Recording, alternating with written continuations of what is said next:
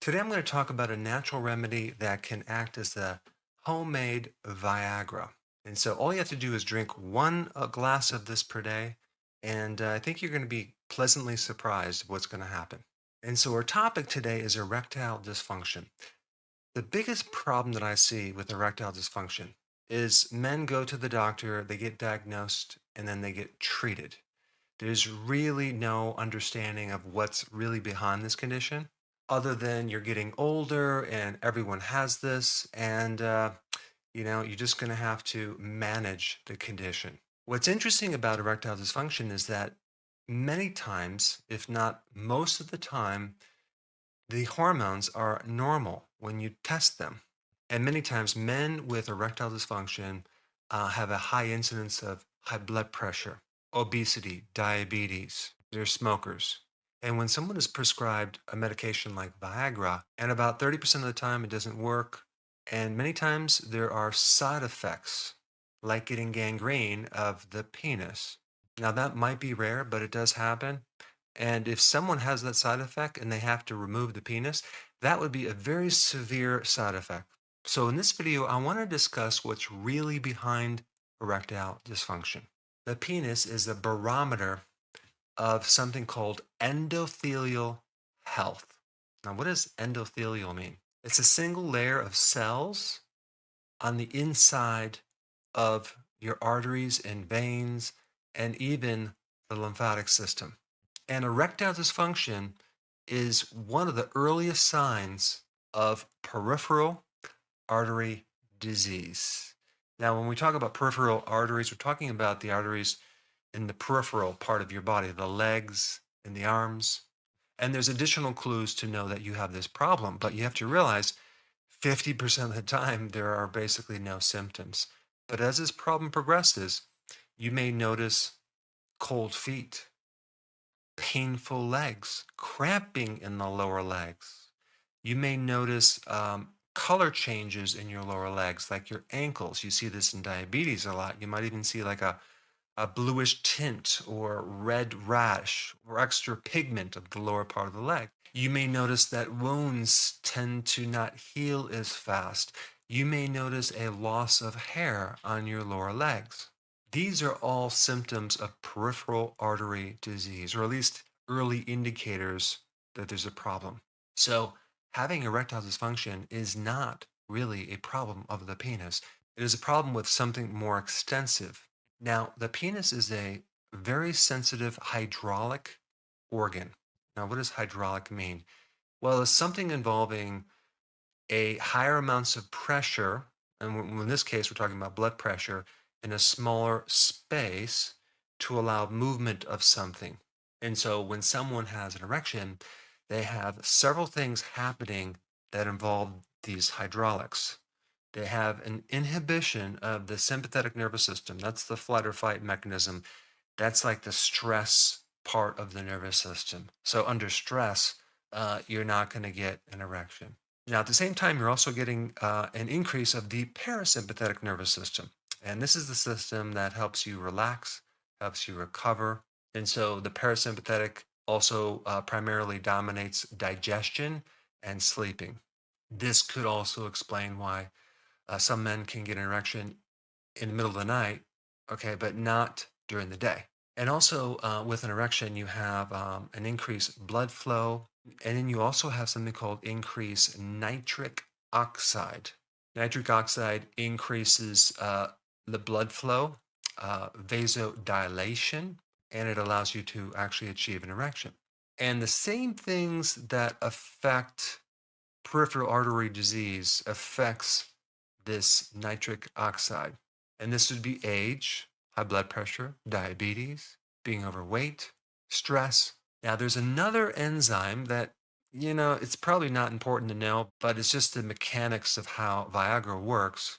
And it's an enzyme called PDE2. And so Viagra inhibits that enzyme.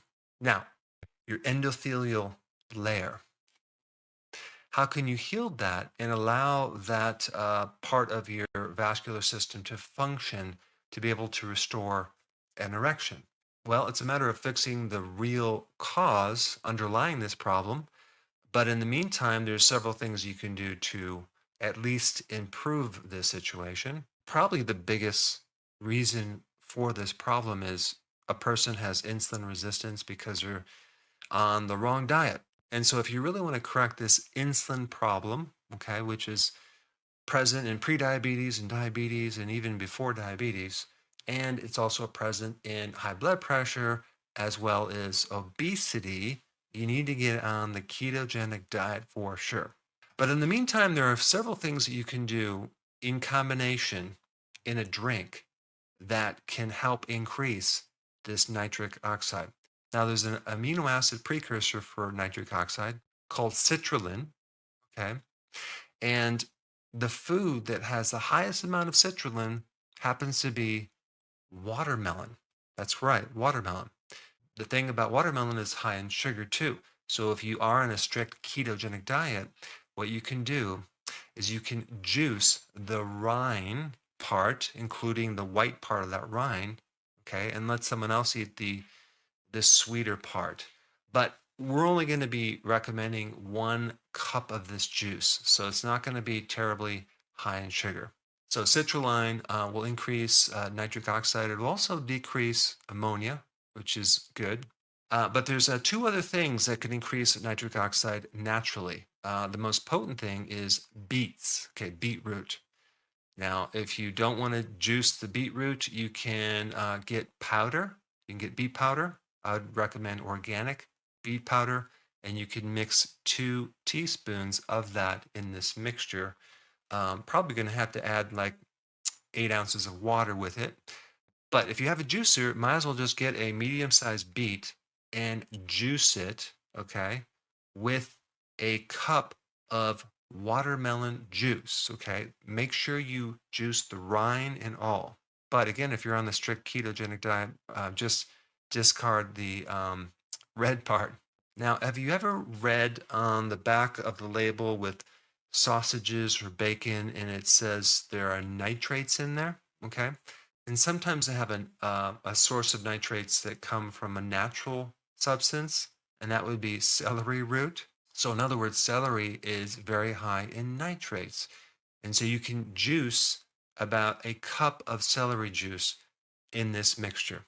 There are other things you can add to this or substitute, and that would be any of the dark leafy greens like arugula, kale, and even spinach. I wouldn't recommend spinach if you have a tendency to get kidney stones because they're high in oxalates, but for some people, they can do it just fine. But all of the dark leafy greens are loaded with nitrates. So you want to drink 1 glass of this every morning for a period of, 4 to 6 weeks.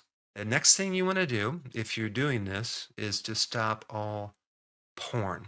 Okay, there's a condition called porn-induced erectile dysfunction. Out of all the things that can cause erectile dysfunction, porn is probably at the top of the list because it really artificially messes up the whole biochemical process by looking at pictures, and it's just very unnatural. You're going to overstimulate, you're going to deplete your dopamine reserves, and it can lead to a very strong addiction and create a lot of additional health problems. Another thing to do would be nose breathing. I did a whole video on this. When you breathe through your nose, like when you're exercising, maybe not all the time, but if you try to focus on nose breathing, you'll have more nitric oxide. You actually have more oxygen too in the body.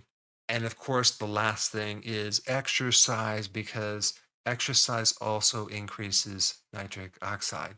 All right, so now that you know that, I think the most important thing now is to understand more about this nose breathing technique. And for that information, I put this video up right here.